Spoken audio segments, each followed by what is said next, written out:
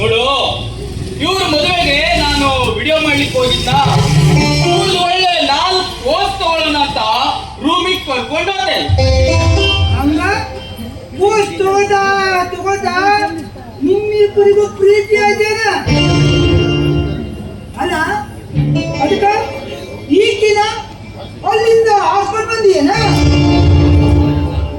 ಅಯ್ಯೋ ಅಜ್ಜ, ಯಾಕೆ ಸುಮ್ಮನೆ ಇಲ್ಲದೆಲ್ಲ ಕಲ್ಪನೆ ಮಾಡ್ಕೊಂಡು ಮಾತಾಡ್ತೀಯ? ನಾನು ಹೇಳುವವರೆಗಾದ್ರೂ ಸ್ವಲ್ಪ ಹೇಳು. ನೋಡು, ನಾನು ಇವಳ 4 ಪೋಸ್ ತಗೊಳ್ಳಿಕ್ಕೆ ರೂಮಿಗೆ ಕರ್ಕೊಂಡು ಹೋದ್ನ.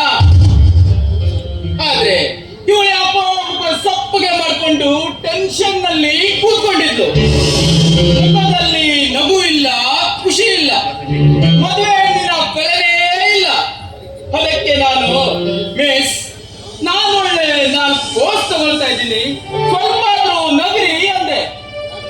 ಯಾಕೆ ಹೀಗೆ ಆಕಾಶನೇ ತಲೆ ಮೇಲೆ ಬಿದ್ದಿರೋ ತರ ಟೆನ್ಷನ್ ನಲ್ಲಿ ಕೂತಿದ್ದೀರಾ ಅಂದೆ. ಅದಕ್ಕೆ ಇವಳು ನನಗೊಂದು ಹೆಲ್ಪ್ ಮಾಡ್ತೀರಾ ಅಂದ್ಲು. ನಾನು ಕೂಡ ಸರಿ ಮಾಡ್ತೀನಿ ಅಂದೆ. ಆಗ ಇವಳು ಏನ್ ಹೇಳಿದ್ಲು ಗೊತ್ತಾ ಅಜ್ಜ? ನನಗೆ ಈ ಮದುವೆ ಇಷ್ಟ ಇಲ್ಲ, ನಮ್ಮಣ್ಣ ಬಲವಂತವಾಗಿ ನನ್ನನ್ನ ಮದುವೆಯಾಗಿ ಮಾಡ್ತಾ ಇದ್ದಾನೆ, ದಯವಿಟ್ಟು ನನ್ನನ್ನ ಇಲ್ಲಿಂದ ರಕ್ಷಿಸು ಅಂದ್ಲು. ಅದಕ್ಕೆ ನೀರು ದೊಡ್ಡ ಹೀರೋ ತರ ಆಕಿನ ಅಲ್ಲಿಂದ ರಕ್ಷಿಕೊಂಡು ಕರ್ಕೊಂಡು ಬಂದಿಯಾ? ಬುದ್ಧಿ ಹೇಳ್ತಾ ನಿನ್ಗೆ ಇದರ ಪರಿಣಾಮ ಏನಾಗ್ತದೆ ಅಂತ ವಿಚಾರ ಮಾಡಿದೀಯನ? ಈಕೆ ಮನೆಯವರು ಸುಮ್ಮನೆ ಇರ್ತಾರಂತ ತಿಳ್ಕೊಂಡಿದ್ದೀಯಲ್ಲ.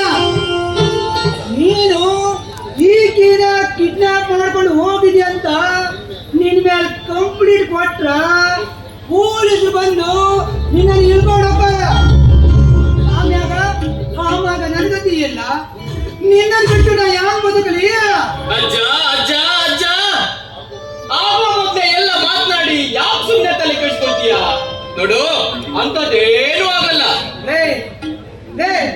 ಅವರು ದುಡ್ಡಿರೋ ಜನವರು ಕಣ, ಏನ್ ಬೇಕಾದ್ರೂ ಮಾಡಕ ತಯಾರ. ನಿನಗೆ ಯಾರು ಬೇಕಾಗಿತ್ತ ಈ ಉಸಾಬರಿ?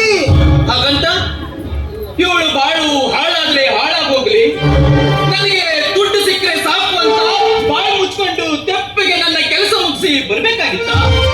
ಅಜ್ಜ, ನನ್ನಪ್ಪ ಅಮ್ಮ ಸತ್ತಾಗ ನಾನು ಕೇವಲ 3 ವರ್ಷದ ಮಗು. ಆವತ್ತಿನಿಂದ ಇಲ್ಲಿಯವರೆಗೂ ನನ್ನನ್ನ ಹೂವಿನ ಹಾಗೆ ಜೋಪಾನ ಮಾಡಿಕೊಂಡು ಬಂದ ನೀನು ನನಗೆ ಕಲಿಸಿದ ಪಾಠ ಏನು? ಇನ್ನೊಬ್ಬರ ಕಷ್ಟ ಸುಖದಲ್ಲಿ ಭಾಗಿಯಾಗು ಅಂತ, ಕಷ್ಟದಲ್ಲಿದ್ದವರಿಗೆ ಸಹಾಯ ಮಾಡು ಅಂತ. ಈಗ ಅಂತ ಕೆಲಸ ನಾನು ಮಾಡಿದ್ರೆ ಖುಷಿ ಪಡೋದು ಬಿಟ್ಟು ಈ ರೀತಿ ಮಾತಾಡ್ತಾ ಇದೆಯಲ್ಲ ಅಜ್ಜ.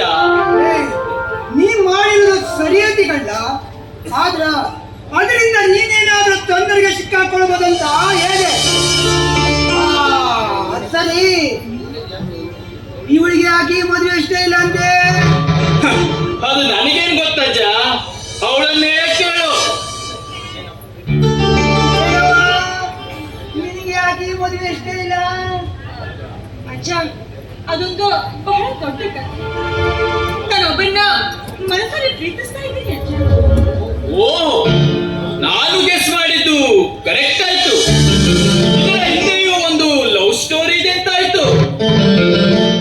ಹೌದು, ನಾನು ವಿರೋಚನ್ ಅವ್ರನ್ನ ಮನಸ್ಸಲ್ಲಿ ಪ್ರೀತಿಸ್ತಾ ಇದ್ದೀನಿ. ಅವರು ಕೂಡ ತುಂಬಾನೇ ಪ್ರೀತಿ ಮಾಡ್ತಾ ಇದ್ದಾರೆ.